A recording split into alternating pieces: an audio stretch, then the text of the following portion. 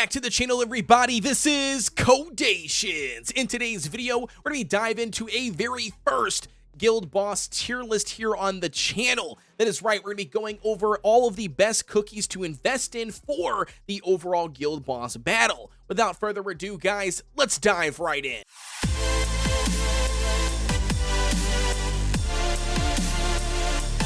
Before officially diving in here, ladies and gentlemen, I want to do a quick shout out to Cello the God. Thank you very much, man, for all of your help that you provide. Not only that, if you guys don't know, he's in my Discord constantly giving out as much help as he possibly can. He's also a very, very strong theory crafter who very much just tests a lot of different things at a top tier level. Well, today's announcement is going to be 3 of his guilds. He's got 3 different guilds. He's got Camazon, Jamazon, and Lamazon, and I know they're crazy names, but all 3 of his guilds are top 1% in the Hollyberry server, and they are absolutely recruiting. Keep in mind, they are only going to take the best of the best players, so if you are one of those players, you're looking for a top 1% guild to just reap the benefits from and to provide some level of, top tier gameplay, then definitely check them out. Links provided down below in the description, and as always, Cello, my friend, thank you very much for all of the help that you provide for me here on the YouTube channel. And with that being said, ladies and gentlemen, let's officially start off the tier list. As always, we've got SS all the way down to D tier. We're gonna be jumping in here, showing you guys the best guild battle cookies that are gonna be worth investing in, all right? So the very first one up that we've got for you guys is gonna be the SS tier. Keep in mind, with the SS tier and guild boss, we've only got 3 cookies. I'm only gonna place 3 here on SS tier. Now, the major reason behind this is going to be those are the 3 main staple cookies every single team needs to be building, every single team needs to have in order to even participate, to even rank on the leaderboards in Guild Boss. You got to have these 3. Vampire is literally doing the maximum amount of single target damage that you can get out of a cookie. Very, very good DC here. The defense break is just literally unmatchable. You can't go without that. Otherwise, your damage is going to be nowhere near the numbers of other players that are using him. And then last but not least, we've got Licorice here. And Licorice just pretty much allows your entire cookies to not get stunned and to basically tank with the minions. So again, very, very good cookie here. All 3 of them have to be used. All 3 of them are considered SS tier for me for Guild Boss. Outside of those 3, though, you can always mix and match depending on what you got. That's going to bring us in here to the next tier, and that's going to bring us to the S category. In SS, we've got a couple of different things here. We've got some damage dealers. Obviously, we got Sorbet, Shark, and Black Raisin. We've got obviously Poison Mushroom, again, a very good top tier cookie here to fill in the rest of your team. So if you're looking to run a main team composition, right there's your team, right there.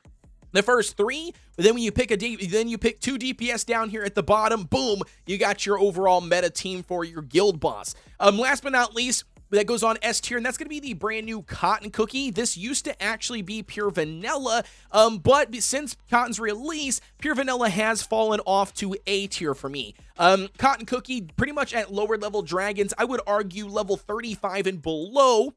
Realistically here for most players in the game, obviously if you're a top tier player, then naturally anything 40 and below, a lot of people can solo or at least almost beat the entire level of that dragon on their own. And with that being said, you definitely need to run a healer, and that's where Cotton comes into play. Another reason why Cotton has pretty much put pure vanilla down to A for me for Guild Boss is going to be that Cotton does provide that healing, but on top of that also provides some sort of damage, and because she's providing additional damage, it's adding to your overall score, which then is giving you a better score in the long run, not only for yourself, but also for your guild rank, where pure vanilla does not do that. He does provide a shield and the healing, but he does 0 damage, so he's providing nothing to your overall score, but just allowing, your cookies to stay alive longer, and that's what Cotton is also doing. She's just also providing damage.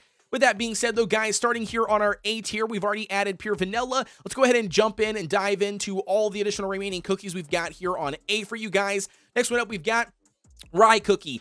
She's very, very good. She does a mega ton of single target damage to the overall guild boss.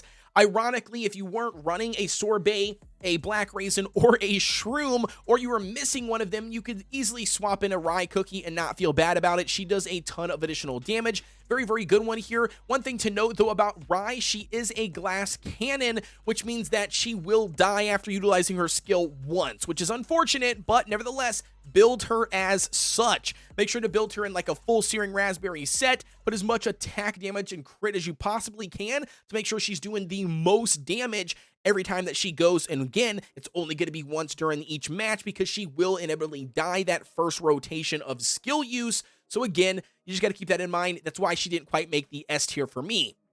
Pumpkin Pie, very similar to Cotton Cookie at lower level dragons.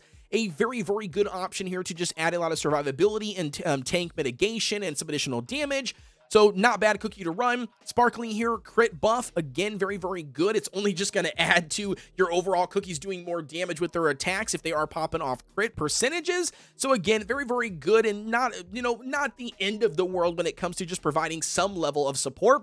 Not only that, we've got Mint Choco here adding to your attack speed, thus allowing you to get more attacks in a shorter amount of time, which would allow you to do more damage. And then Almond here, it's just Almond, guys. Literally, he just multiplies damage. That's what he does. So naturally, adding him to your team if you have no other choice is not going to be the worst case scenario. I mean, it is what it is. Almond is, fine, not really good by himself, but nevertheless, by chaining the enemies together, will allow your teammates to do more damage, and that's what the guild boss is all about, doing more damage to get the higher amount of score, not only for your self-ranking, but also, like I said, for your overall guild ranking at the end of the week, to make sure that you get those additional resources. I completely forgot about Pomegranate, but yes, this time around, Pomegranate is going to be moving up to the A tier for the guild boss as well. Very similar to somebody like Sparkling and Mint. Pomegranate back in the day used to be the #1 rotation until everybody started to utilize Poison Mushroom and figuring out that the attack buff that, Pomegranate provides isn't as good as the amount of damage that Poison can put out to your overall team. So nevertheless, don't feel bad about investing in utilizing a Pomegranate. She provides a little bit of healing and that attack buff, which again is still very good, especially for players if that's all you got. So definitely don't feel bad about investing in a Pomegranate. With that being said, though, guys, diving in here to a B tier, we've got a ton of different cookies as well here on B, arguably probably our biggest tier that we currently have going on right now. So let's go ahead and pull all these bad boys out, and then we'll talk about them as well once we get them all pulled out. So the very first one, obviously, is going to be Pastry Cookie. We already know Pastry. Again, very, very good single target damage. Can also be counted as an AoE damage dealer. She just basically attacks her own, or increases her own attack speed, thus allowing her to do more damage in a shorter amount of time. Mango here, providing, AoE damage, which isn't really what you want for the overall guild boss. It's actually why, Mango's here on B tier. But nevertheless, you're also going to be getting an attack buff very similar to Pomegranate. So because of that, Mango is going to be placed here. Squid Ink does a ton of damage. Just a ton of damage. That's it. You don't get anything else with Squid. That's why they're placed at B tier. They're not placed in A or above because that's all they provide is going to be AoE damage, but it's going to be providing more damage than the C and D cookies. So, hey, we got to put them somewhere. That's where Squid Ink follows in line. Raspberry here, again, not a bad cookie overall. Again, very single target damage dealer, very good for boss fights, very good for something like the guild boss battle. Doesn't quite hit the mark when it comes to enough damage versus somebody like Sorbet or, Poison or Rye Cookie or Vampire, of course. But at the end of the day, not a bad damage dealer. Obviously, Twizzly Gummy here, building on a crit percent set with the apple jellies. Very good for damage. Parfait, debuff resistance, allows your cookies to not stay stunned as long and providing some healing and some damage. So again, not a bad cookie. We've got the Tails cookie. Tails, again, is a very, very good one that you can feel good about investing in if you happen to have them. Unfortunately, not every player is going to have them, especially anybody that came after the Sonic and Tails collaboration event. And with that being said, they just don't really make the mark any higher for me. I definitely think that because it's an ambush cookie, though, yeah, you could run them on your team if that's all you got for the additional damage. We've got Mala Sauce up next.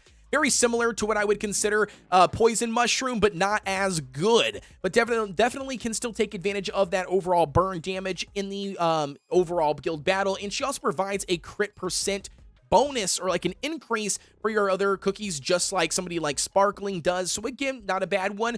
Espresso here, not going to be my first choice for DPS unit, but definitely better than C and D. And same thing goes for Sea Fairy, man. I know a lot of you guys are going to give me flack here for putting Sea Fairy down below, or technically both of the legendary cookies, but at the end of the day, guys, you have to understand that the guild boss is all centered around doing single target damage. That's it. Single target damage. AoE damage that pops off is going to be wasted because it does not count the damage that's being done to minions or other enemies on the field, only the guild boss. And with that being said, you're losing out on, you know, that AoE damage. So again, single target is what we're looking for here. That's why Sea Fairy is placed here at B tier. And with that being said, guys, let's dive into our C tier. Once again, we've got a handful of cookies. I'm just going to kind of go down the list here, drop them all on this list as possible. Again, keep in mind the C and D tier are not going to be cookies that you want to invest in if you can help it. We've got Herb down here at the bottom. It's a shame, man. It's an absolute shame. When the game first launched,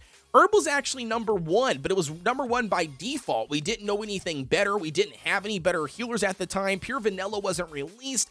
And with that being said, you know, Herb's just kind of fallen off. I mean, the healing provided by Cotton, Pure Vanilla, Parfait, all of those are going to be way better than somebody like Herb. So Herb's moved down the list naturally. We've got Holly Berry here. Again, not a bad tank, but she doesn't really provide anything for the overall guild boss battle. Kumiho, one could argue here that the brand new buff for Kumiho, even though provides a defense break like Dark Choco. I talked a little bit about this in my my Kumiho Spotlight video. At the end of the day, it just doesn't work in Guild Boss because she doesn't start her cooldown on her skill until after she gets out of transformation, and she's in transformation pretty much for the entire 8 seconds. And with that being said, she kind of turns into like a Rye cookie where she doesn't get but only 1 rotation of her skill. And with that being said, you don't get to use her again. And with it being a defense break, you really need that. And DC, if you built him correctly and you're utilizing your skills manually, then DC stays alive pretty much the entire match until everybody dies. So